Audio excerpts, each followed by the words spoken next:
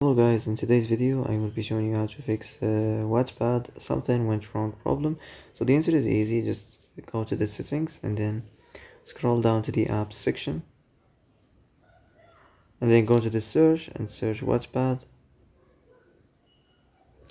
and then go to the storage and here you will find this clear cache option. Click on it. Now you can go check it if it worked, and if it didn't you can try to restart your phone or turn the Wi-Fi off and on, or the Bluetooth or the airplane mode. Also you can try to clear data, but be careful. If you clear data, all this application's data will be deleted.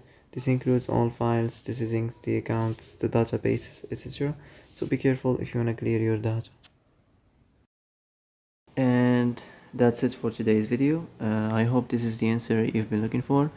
If you like this video, don't forget to like and subscribe, and see you in the next video. Thanks for watching.